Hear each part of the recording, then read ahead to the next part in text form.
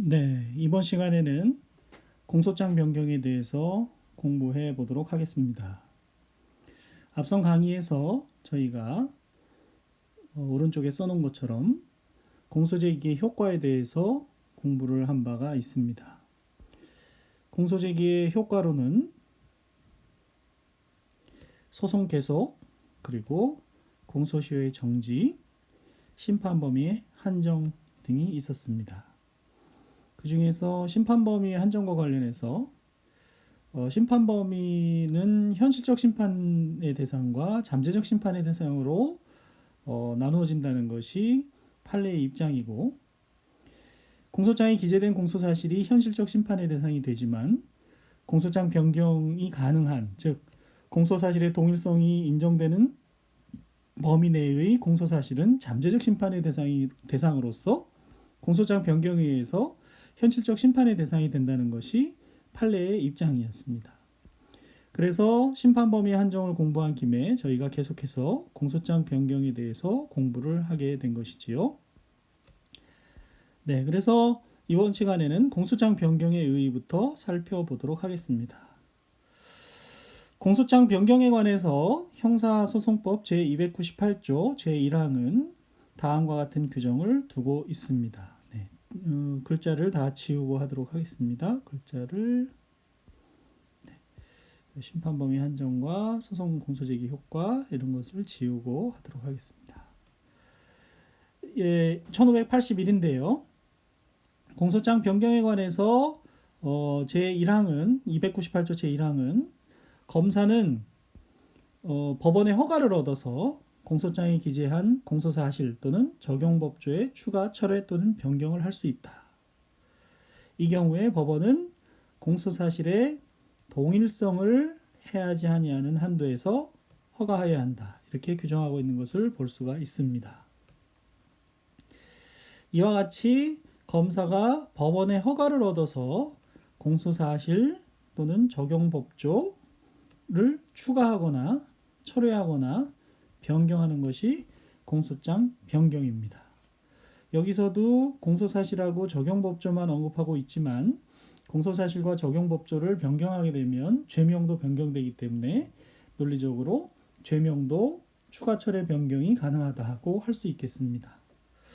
이번 시간에는 무엇보다도 이 공소장 변경의 개념을 이해하는 게 중요할 것 같아서 이렇게 추가된 페이지를 통해서 공소장 변경의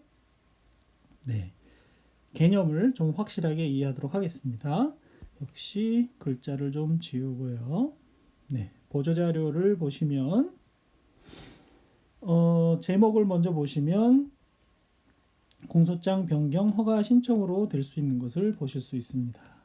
공소장 변경은 법원의 허가를 받아야 되기 때문에 이처럼 검사로부터 공소장 변경 허가 신청이 있게 되는 것이죠. 그래서 공소장 변경에 관해서 보면 맨 처음에 나온 그 사례는 다음에서 보시는 것처럼 원래 공소사실 제 첫째 줄에다가 1이라는 숫자를 넣고 그 다음에 공소사실 2항으로 절도 범행 사실을 추가한 것이죠. 그러니까 처음에 2020년 3월 11일 새벽 1시경에 있었던 범행과 2020년 3월 11일 그거는 그대로 놔두고 2항에서 3월 31일 밤 11시 50분경, 그러니까 첫 번째 범행으로부터 약 20일이 경과된 후의 범행을 공소사실에 추가하게 된 것이죠. 그래서 피고사항의 공소장을 다음과 같이 추가하고자 합니다 라고 이렇게 기재가 될 것입니다. 그런데 이제 뒤에서 얘기하는 공소사실의 동일성이라는 것이 이와 같이 당초의 공소사실, 형광펜으로 좀 표시를 하면 당초의 공소사실을 파란색으로 표시하겠습니다. 2020년 3월 11일 01시경에 있었던 범죄 사실과 두 번째 추가하려고 하는 공소사실 2020년 3월 31일 이렇게 추가하려고 하는 공소사실 사이에 동일성이 인정되느냐, 이 둘 사이에 동일성이 인정되느냐 여부에 따라서 공소장 변경이 허가될 수도 있고 허가되지 않을 수도 있겠습니다. 그래서 공소사실의 동일성이라는 것이 어떻게 작용하는지 지금부터 보여드리는 공소장 변경 사례를 통해서 하나하나 차근차근 이해를 하셔야 되고요. 먼저 처음 사례로 들었던 3월 11일 범행과 3월 31일 범행은 일단 공소사실의 단일성 측면에서 차이가 있다고 보여집니다. 그럼에도 불구하고 이와 같이 공소장 변경을 아마도 동일성이 인정된다고 하는 이유는 이 두 범죄가 상습절도일 것입니다. 아마도 상습절도가 아니라 별도의 상습절도로 인정되지 않는 그냥 경합범이라면 상습절도 같은 경우에는 포괄일죄가 돼서 임에 반해서 그냥 3월 11일자 절도 범행과 3월 31일자 범행이 단순 경합범이었다면 별도의 공소사실로서 아마 추가 기소를 했어야 할 사안인데 이 사건에서는 상습절도였을 겁니다. 그래서 죄명도 보시면 특정 범죄, 가중처벌 등에 관한 법률 위반에서 상습절도였었을 것으로 생각이 되는 것이지요. 이 점에 대해서는 또 다른 기회에 얘기를 계속하기로 하고요. 계속해서 다음 공소장을 보도록 하겠습니다. 네, 다음 공소장을 보면 메모는 옆으로 치우고 두 번째 공소장 변경 신청을 보면 윗부분은 같으니까요. 여기 보시면 공소장 변경 허가 신청에서 다음 내용을 볼까요? 다음 내용이 뭐라고 되어 있느냐 하면 죄명의 택일적 죄명, 업무상 배임을 그리고 적용법조의 택일적 적용법조 해가지고 업무상 배임에 해당하는 적용법조를 1, 2 해서 추가하고자 하는 것이죠. 그래서 이 사건도 결국 공소장을 다음과 같이 추가하고자 하는 것입니다. 어떻게? 택일적으로 추가하려고 하는 것이죠. 그래서 다음 페이지에 보시면 공소사실은 별지와 같이 택일적 공소사실로 당초의 공소사실에다가 택일적 공소사실을 추가하려고 하는 것을 알 수가 있습니다. 그 다음 페이지에서 보이는 공소장 변경 허가 신청 예는 다시 보시면 이 죄명에다가 예비적 죄명 그리고 적용법조의 예비적 적용법조 공소사실의 예비적 공소사실을 추가하려고 하는 것을 역시 볼 수 있습니다. 그래서 공소사실 공소장의 예비적 추가로 볼 수 있죠. 공소장 변경 중에 예비적 추가를 하려고 하는 것으로 알 수가 있겠습니다. 네, 예비적 공소사실은 다음 페이지까지 이어지는 거고요. 그 다음에 보이는 공소장 변경 허가 신청례는 다음에서 보시는 것처럼 예비적 죄명, 작물 취득, 그리고 적용법조 중 예비적 적용법조, 공소사실 중 예비적 공소사실이 이미 기재되어 있었던 것을 철회하려고 하는 것입니다.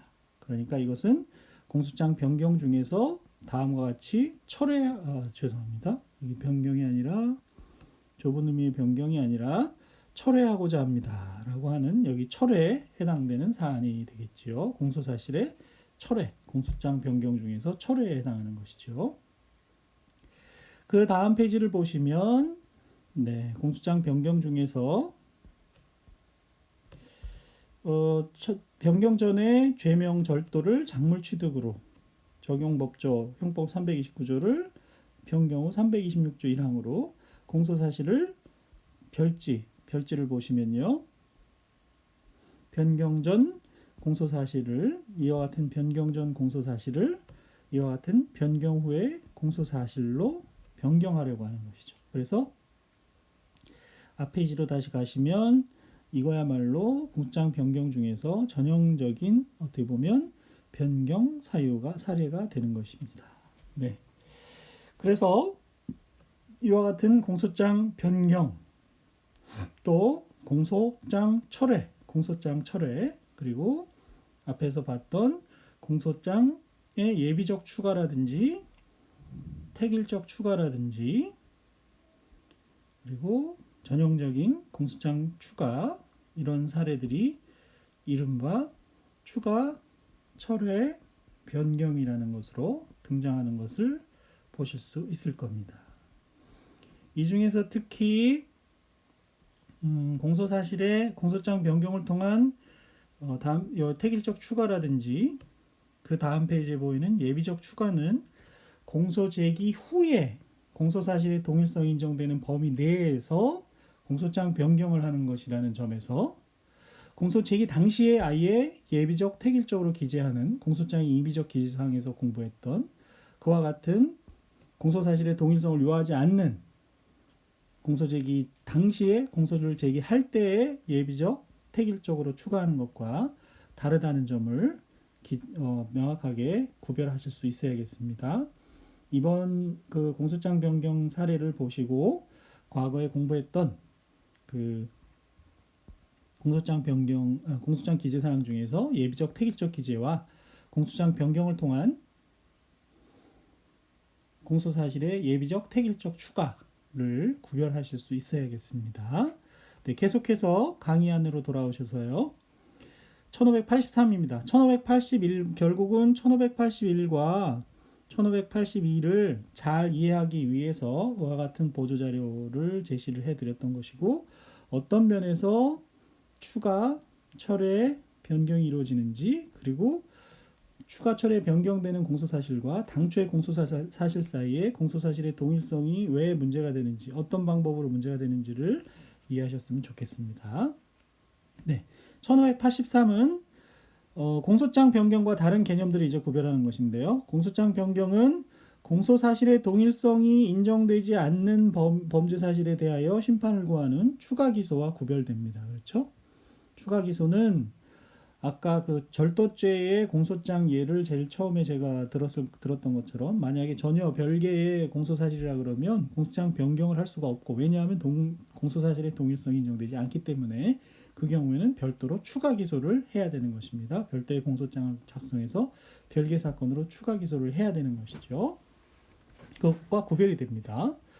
또 1584에서 보시면 공소장 변경은 소송 절차를 유지하면서 계속 그 원래 공소 제기에서 소송 계속된 그 소송 절차를 유지하면서 심판의 대상만 변경하는 제도라는 점에서 수개의 공소 사실이 경합범으로 기소된 상태에서 그 일부 사실에 대해 법원의 소송 계속을 종결시키는 공소 취소와도 다르다. 저희가 기소 편의주의를 공부하면서 공소 취소에 대해서도 배웠는데 공소 취소와 공소장 변경에서의 공소사실의 철회, 공소사실과 적용법조의 죄명의 철회 이것은 구별이 되는 겁니다.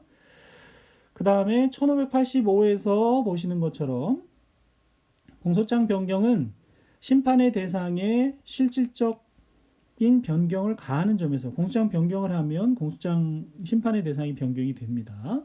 그래서 무엇과 구별되느냐면 법원의 허가 없이 행하여지면서 공소장에 명백한 오기나 누락을 보충하는 데 그치는 공소장 정정 저희가 성명 모용 소송의 경우 공소장 표시 정정을 통해서 피고인을 정정하면 된다 이런 걸 배웠었죠. 그때는 심판의 대상이 바뀌는 게 아니라 피고인을 잘못 기재한 오기나 누락을 보충한다는 의미가 있는 것이지요.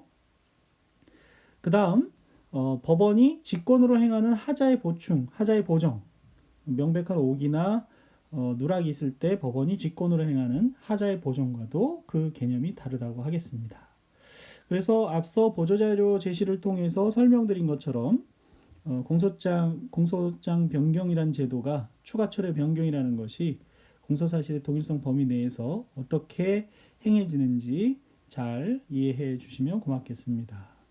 강의 자료로 보조자료를 제가 이루리 게시판에 올려놓도록 그렇게 하겠습니다.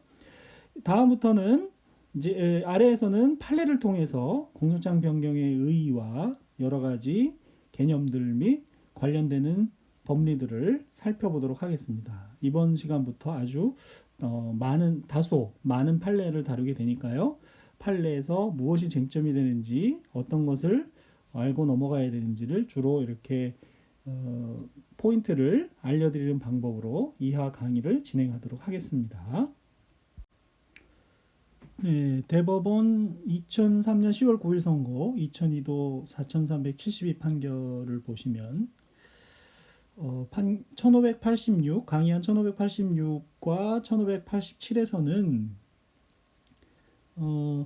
검사 작성의 피의자 신문조서라고 되어 있는데 그것이 과연 검사가 작성한 피의자 신문조서로 볼 수 있느냐가 문제가 됐던 사건입니다. 저희가 그 임의수사의 한 방법으로서 피의자 신문조서의 작성에 대해서 공부하지 않았습니까?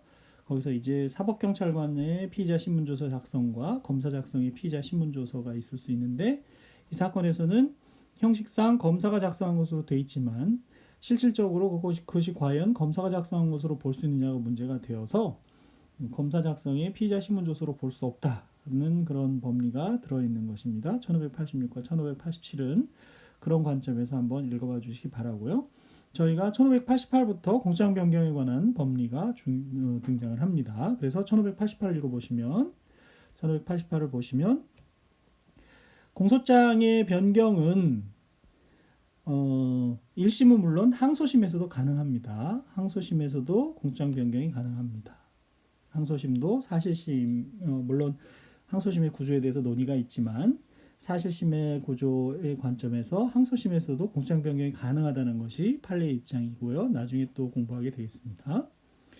어쨌거나 공소장 변경이라는 것은 어디까지나 공소사실의 동일성을 해하지 않는 한도에서만 허용이 되는 것이죠. 조금 이따 이제 공소장 변경 한계도 보겠지만요. 따라서 공소장에 기재된 공소사실을 그와 동일성이 인정되는 한도에서 변경한 경우에도, 즉 제가 밑에 그림으로 그려놨는데 A와 같은 공소사실을 동일성이 인정되는 A1이라는 공소사실로 변경한 경우에도 당초의 공소사실 A에 대해서 공소의 일부 취소가 있는 것으로 보아서 그 부분에 관한 공소기각의 결정은 할 것은 아니다. 심판의 대상이 바뀌는 것이지 그 종전의 공소사실을 공소에 대해서 취소한 건 아니지요. 그래서 공소 취소의 경우 공소기각을 해야 되는 그런 법리를 따를 필요가 없는 것이죠. 나아가 A에서 A1으로 변경된 공소사실이 다시 A로 공소사실이 변경된 경우에도 A1에 대해서 이번엔 또 공소가 취소된 것으로 보지 않기 때문에 역시 A1에 대한 공소사실에 대해서도 공소기각 판결을 선고할 수 없는 것이죠. 공소사실의 동일성이 인정되는 범위 내에서 공소장 변경이 됐을 뿐입니다. 그러면 왜 이와 같은 법리가 문제가 되었을까요? 네, 1589에서 보시면 1589하고 1590에 그런 얘기가 나옵니다. 뇌물 수수와 관련해서 공소가 제기됐는데 뇌물을 수수하면서 청탁받은 내용이 바뀌게 된 것입니다.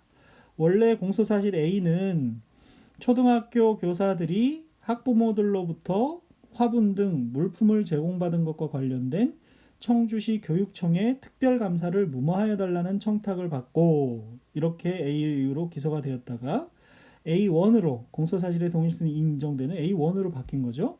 어떻게 바뀌었느냐 하면 위 초등학교의 급식시설을 위하여 학부모들에게 찬조금을 요청하는 가정통신문을 보낸 것과 관련된 청주시 교육청의 특별감사를 무마하여 달라는 것으로 변경되었다가 다시 A1에서 A로 그렇게 공소장이 변경된다 하더라도 A와 A1 사이에는 공소사실의 동일성이 인정되어서 서로 공소사실이 변경됐다 해서 종래의 공소사실에 대해서 공소가 취소된 것도 아니고 따라서 공소기각 판결을 선고할 수 없다. 이런 문제가 됐던 사안입니다. 공소사실의 동일성에 대해서 다시 한번 감을 잡을 수 있는 그런 판례라고 생각이 됩니다. 다음 공소장 변경의 한계에 대해서 보도록 하겠습니다. 공소장 변경의 한계는 제298조 제1항 2문에서 본 바와 같이 법원은 검사의 공소장 변경 허가 신청이 있는 경우 공소사실의 동일성을 해하지 않는 한도에서 허가해야 한다라고 규정하고 있습니다. 그래서 여기서 말하는 공소사실의 동일성의 의미가 무엇이냐에 대해서 광의설과 협의설이 있을 수 있는데 광의설은 공소사실의 단일성 그리고 협의의 동일성을 포함하는 개념이다라는 것이고, 협의설은 공소사실의 단일성이라는 것은 결국 형법상의 죄수 문제와 같으니 형사소송법에서 말하는 공소사실의 동일성이라는 것은 공소사실의 단일성을 빼고 협의의 동일성만을 의미한다고 보는 견해를 협의설이라고 합니다. 제가 심판 범위에 대해서 말씀드리면서 시간의 진행에 따라서 공소사실이 A라는 공소사실과 A B 공소사실 이렇게 있을 때 A라는 공소사실과 B라는 공소사실이 이렇게 일정한 시점 관점에서 볼 때 단일하냐 그렇지 않느냐의 관점이라고 말씀드렸고, 협의의 동일성이라는 것은 이 A라는 공소사실 자체가 시간의 흐름에 따라서 증가하거나 감소하는 그런 변동사실이지만 이 범위 내에서 동일성이 인정된다는 그런 관점에서의 협의의 동일성이라고 할 수 있습니다. 심판범위 한정을 공부하면서 제가 설명드린 바가 있는데 다시 한번 그 부분을 살펴주시기 바라고요. 공소사실의 동일성의 의미에 대해서는 그 정도로 설명을 하고, 그 다음에 이제 또 공소사실의 동일성을 판단할 때 여러 중요한 견해들이 등장을 하는데요. 당초 공소장에 기재된 공소사실과 처음에 기재된 공소사실과 변경하려는 공소사실이 과연 어느 정도 부합하면 동일하다고 할 것이냐에 대해서 학설의 대립이 있습니다. 그래서 대법원 판결은 기본적 사실 동일설이라는 것을 취하고 있고, 그러니까 공소장에 기재된 공소사실, 당초의 공소사실과 A1, A- 또는 A1이라고 하겠습니다. 이 공소사실 사이에 동일성이 인정되려면 A의 공소사실과 A1 공소사실 사이, A- 공소사실 사이에 기본적 사실이 동일하면 된다. 이런 견해가 기본적 사실 동일설이고요. A와 A-A1 사이에 죄질이 동일해야 된다라는 것이 죄질 동일설이고, A와 A1 사이에 무엇이 동일해야지 동일하다고 볼 거냐는 거죠. 구성요건 공통설은 A와 A1, A-라는 공소사실 사이에 구성요건이 공통해야 된다는 견해이고, 소인 공통설은 A와 A1 사이에 소인이 공통해야 된다. 이런 견해가 있습니다. 그렇지만 저희 판례의 입장은 기본적 사실 동일설을 취하고 있다. 앞으로 이제 밑에서 계속 보겠습니다만, 기본적 사실 동일설 A와 A1 또는 A- 사이에 기본적 사실이 동일하면 된다. 이런 견해를 취하고 있다는 것이죠.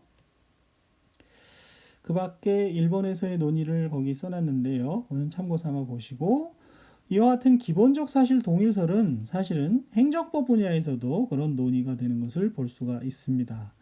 행정법 분야에서도 처분 사유의 추가 변경이라는 것이 있어요. 그래서 어떤 행정처분을 했을 때 어떤 사유로 그와 같은 처분을 했는지가 법정에서 다투어질 때 그 처분 사유를 후에 추가 변경할 수 있느냐에 대해서 대법원은 역시 기본적 사실이 동일한 범위 내에서 처분 사유를 추가 변경할 수 있다는 견해를 취하고 있습니다. 그래서 행정법, 공법 공부하실 때 역시 이와 같은 판례를 같이 공부하시면 형사소송법에서 공소사실의 동일성을 판단하는 기준과 행정법 분야에서 처분 사유의 추가 변경과 관련해서 공소사실의 동일성이라는 개념이 등장하는 것을 같이 연관지어서 공부하실 수 있을 겁니다. 이하부터는 이제 공소사실의 동일성 중에서 특히 기본적 사실 동일설을 판례가 취하고 있다고 하는데 그 내용이 구체적으로 무엇인지 하나씩 살펴보게 되겠습니다. 먼저 1972년에 선고된 7.2도 116 판결을 보시면 공소사실의 기본적 사실 동일설의 원초적인 모습이라고 할까요? 원형적인 모습을 어느 정도 볼 수 있습니다. 그래서 판례를 읽어보면 공소사실의 동일 여부는 그 사실의 기초가 되는 사회적 사실관계가, 예를 들어서 A라는 공소사실과 A1 또는 A-라는 공소사실이 같은지 아닌지를 따질 때에는 이 A와 A1 사이에 기초가 되는 사회적 사실관계가 기본적인 점에서 동일한 것인가의 여부를 가려서 판단하겠다. A와 A-A1의 기초가 되는 사회적 사실관계가 기본적인 점에서 동일한 것인가, 이것이 기본적 사실 동일설의 내용입니다. 계속해서 이러한 판시가 이어지는데요. 86년에 선고된 8호도 554 판결은 이와 같이 마찬가지 내용을 다른 표현으로 하고 있죠. 공소사실의 동일성은 범죄 일시도 상당히 중요한 작용을 하겠죠. 장소, 어디에서 범해졌는지, 범행이 어떤 태양, 어떤 모습으로 벌어졌는지, 피해액 등의 다소 차이가 있다 하더라도 그 사실의 기초가 되는 사회적 사실관계가 기본적인 점에서 동일하면 그대로 유지된다. 그래서 기본적 사실 동일설이 됩니다. 기본적 사실 동일설.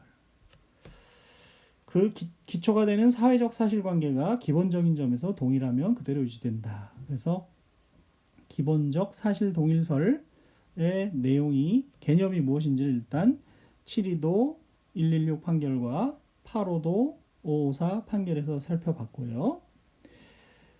다음에는 계속해서 판례들을 통해서 기본적 사실 동일설이 어떻게 전개되어 가고 있는지 살펴보도록 하겠습니다.